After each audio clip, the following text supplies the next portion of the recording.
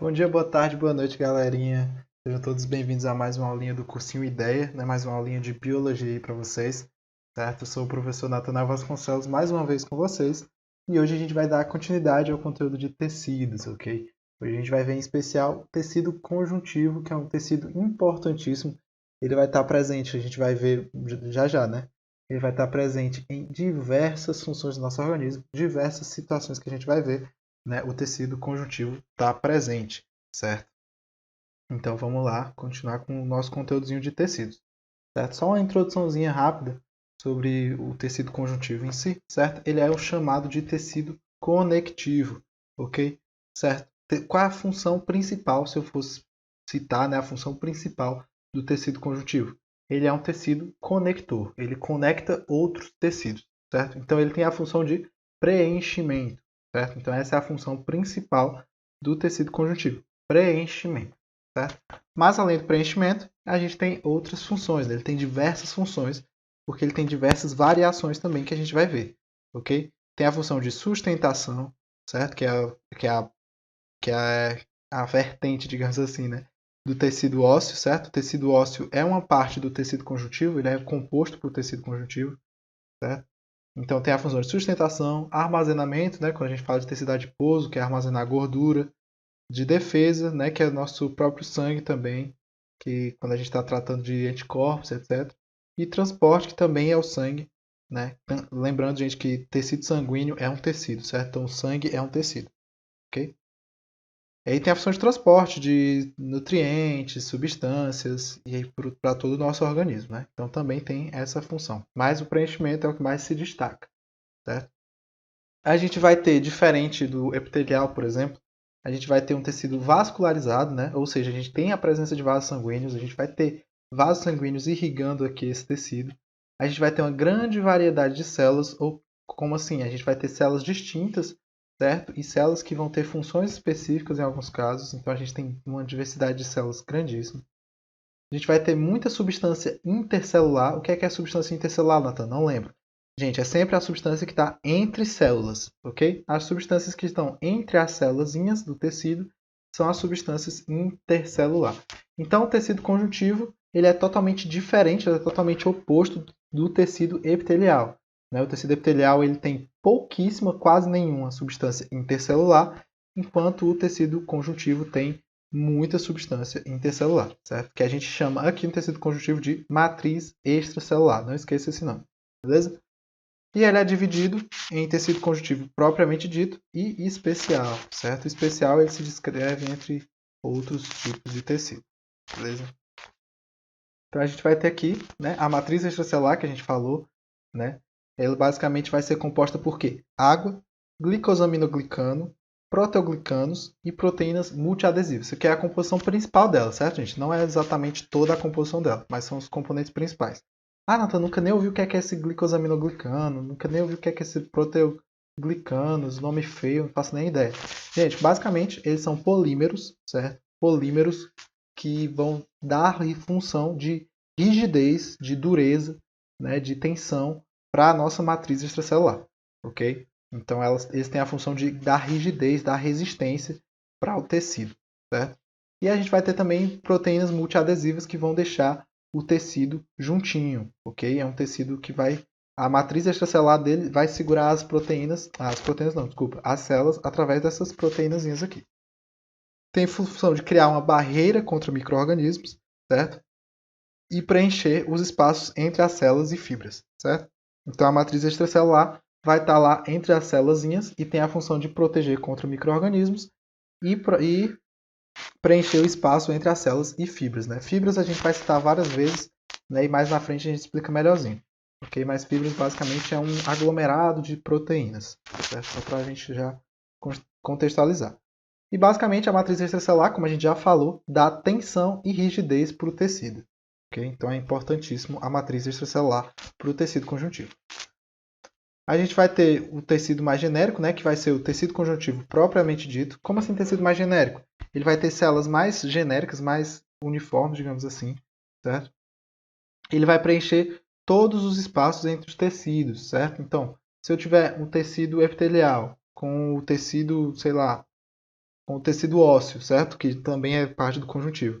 Entre eles vai ter também tecido conjuntivo, certo? Então ele vai basicamente compor a derme, certo? E a parte abaixo da derme, beleza? Então o tecido conjuntivo tem essa função aí de preenchimento mesmo. O tecido conjuntivo propriamente dito ele é dividido entre dois, né? Que é o tecido conjuntivo propriamente dito frouxo e o denso, certo? E o denso é dividido em modelado e não modelado. Vamos ver cada um aqui individualmente. O tecido conjuntivo frouxo, a gente vai ter pouca matriz extracelular, ou seja, as fibras dele, né, as fibras que vão estar frouxas, vão estar meio que sozinhas, né, vão estar mais separadas. Por isso que a gente tem esse nome de tecido conjuntivo frouxo, ok? A gente vai ter presença de fibroblastos, células adiposas, macrófagos e mastócitos, certo? Já já a gente vai citar o que cada um aqui vai fazer. Mas basicamente essa é a composição do tecido conjuntivo frouxo. Agora lembre, por que é frouxo? Porque eu tenho pouca fibra e pouca matriz extracelular. Por ser frouxo, ele tem baixa resistência à tração, né? Ou seja, quando ele é puxado, ele, entre aspas, rasga com facilidade, mas ao mesmo tempo, por ser frouxo, ele é mais flexível, né? Ele se distende mais rapidamente, né? E a gente tem as funções de ligar o epitélio, certo? Ou seja, o epitélio com os outros tecidos, certo? E preencher os espaços entre os órgãos, ok? Função importantíssima. A gente vai ter o tecido conjuntivo denso modelado, né? Por que ele ganha esse nome? Porque se a gente for observar na imagem, né? Ele é bem organizadinho, né? Ele é organizado com fibras e células paralelas, né? Então, por isso que ele é chamado de modelado. Quais as características dele? Ele tem uma alta concentração de fibra colágena, ou seja, ele é bem resistente, certo? Bem resistente à tração. E ele possui menor flexibilidade, né? Por ele ser mais resistente, por ele ser mais, entre aspas, rígido, ele tem menor flexibilidade. Certo? Ele, como a gente já falou, né, ele possui uma maior resistência de tração, ok? Então ele é um tecido mais resistente comparado com o frouxo, ok? E ele é organizadinho aqui de forma paralela entre si, as fibras e células, ok? E ele está presente lá no nosso tendão, nos nossos tendões, na verdade, certo? Então ele vai meio que fazer essas ligações assim que vão precisar de movimento, né? A gente tem também o denso não modelado, ok? Como é que funciona o denso não modelado? A gente vai ter uma alta concentração de fibras colágenas, alta concentração, só que ele vai ter uma menor flexibilidade, né? Ele vai ser um pouco mais rígido, certo? Ele vai ser um tecido mais rígido, a tração, e menor flexibilidade. Ele não apresenta distribuição ordenada, né? Ele é não modelado, enquanto o modelado ele é organizadinho, o não modelado ele é meio que confuso, meio que misturado, né? Ele é muito semelhante ao denso modelado, só que ele é desmodelado, digamos assim. Certo? Então, basicamente, onde é que a gente vai encontrar ele? A gente vai encontrar ele na derme, certo? É o que vai compor a derme da nossa pele, a parte um pouquinho mais intermediária da nossa pele, é o nosso tecido denso não modelado. E a gente vai ter os tecidos conjuntivos especiais, né? Que vão ser os 4 principais, que é o adiposo, cartilaginoso, ósseo e sanguíneo. O adiposo, que a gente sabe, é formado pelas células adiposas, certo? Que vão ser especializadas em guardar gordura, armazenar gordura. Né? Ah, Nathan, qual a função, qual a importância de guardar gordura na pele? Né? Por que eu estou criando esse buchinho aqui? O buchinho, gente, apesar dos pesares, ele está ali, não deixa de ser também uma parcela de gordura de células epiteliais, né? Células epiteliais, não, desculpa. Células do tecido adiposo, né? São células adiposas. E elas estão ali para proteger a gente contra impacto, né? Pessoas mais gordinhas, digamos assim, elas recebem impactos com menor resistência, né? Ou seja, dói menos, é como se distribuísse mais a força. A gente vai ter isolamento térmico, né? Tipo, pessoas mais gordinhas, digamos assim, né? Com maior tecido adiposo, na verdade, elas vão ter maior resistência a frio e etc. E a gente vai ter um armazenamento de energia, né? Como a gente já citou em aulas anteriores, a gordura em si, ela é uma possível, né, fornecedora de energia para o nosso organismo. A gente vai ter o cartilaginoso, que é meio que um tecido bebê, né? Tipo o tecido mais presente em bebês. É um tecido que ele vai aparecer antes do tecido ósseo ser formado, certo? Ele vai ser formado por células condrócitos que vão secretar colágeno, ok? Colágeno é uma proteína que vai dar fixação, resistência para o tecido. Vai possuir também condroitinas, certo? Que é um complexo de proteínas que vai dar flexibilidade e resistência ao cartilagem, né? Que é encontrado nas orelhas, nos bebês é encontrado na cabeça, certo? É grande parte presente em embriões, né? A gente sabe que o tecido cartilaginoso ele é mais presente nos embriões, nos bebezinhos, certo? E depois ele é substituído pelo tecido ósseo, né? Com o passar do tempo, com o passar dos anos, o tecido cartilaginoso vira tecido ósseo, certo? Mas permanece em algumas partes do nosso organismo, que é o caso do nosso nariz, que é o caso das nossas orelhas. A gente vai ter o tecido ósseo, que vem depois do cartilaginoso, certo? Basicamente vai ser formado por osteoblastos, osteócitos e osteoclastos, certo? A gente vai falar melhor lá na linha de tecido ósseo. E ele vai ter uma matriz mineralizada, certo? Uma matriz com cálcio lá que vai dar rigidez para ele e dureza. Certo? E as funções a gente já sabe, que é a sustentação, movimentação. Essa aqui que é mais diferente zona, né? Que é a produção de células sanguíneas formada pela matriz óssea interna, né? É importante também. E a gente vai ter o armazenamento de íons, que é o armazenamento de cálcio, de fósforo, certo? A gente vai ter o tecido sanguíneo, né? Que é o último especial. Basicamente, ele vai possuir células sanguíneas, né? Que é o caso das hemácias, os glóbulos brancos e as plaquetas, certo? Nosso tecido sanguíneo é muito conhecido e muito presente no nosso organismo. A matriz extracelular dele, basicamente, é chamada de plasma, certo? A gente sabe, plasma sanguíneo, né? Quando você vai fazer o exame de sangue, você vê lá o plasmazinho, porcentagem de plasma no sangue, etc. E ele vai ser formado por quê, esse plasma? Água, sais minerais e proteínas. Basicamente, isso é a composição do plasma, ok? E quais as funções? A gente já sabe que a função de transporte de gases e nutrientes, né? Muito importante.